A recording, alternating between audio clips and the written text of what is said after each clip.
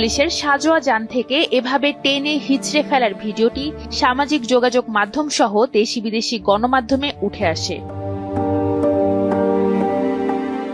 এমন নির্মমতার শিকার যুবকের নাম শাহিক আশাবুল ইয়ামিন। তিনি রাজধানীর মিরপুরের military institute of science and technology MISTর কম্পিউটার বিজ্ঞান ও প্রকৌশল বিভাগের ৪র্থ বর্ষের শিক্ষার্থী।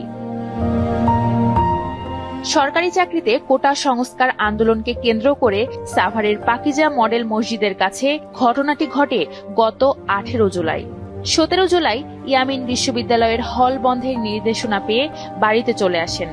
তবে ইয়ামিন বিচলিত ছিল তার বন্ধুদের নিরাপদে ঘরে ফেরা ও আন্দোলনে গিয়ে হতাহতের শিকার বন্ধুদের সুচিকিৎসা নিয়ে।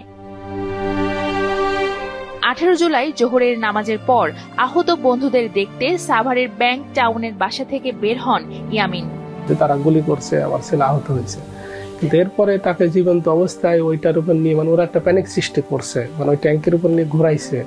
ঘোরানোর পরে তারপর যে ফেলে দেওয়ার যে দৃশ্যটা, সেটা টোটালি কোনো মানুষ এটা করতে পারবে না। তখনও তো আমার ছেলে বেঁচে আছে, তার মানে আমার ছেলের ন্যূনতম ট্রিটমেন্টের যে সুযোগ ওখানে যারা ছিল তারা তো হসপিটালে নেওয়ার চেষ্টা করতো, কিন্তু তারা সেই সুযোগটাই দেয়নি।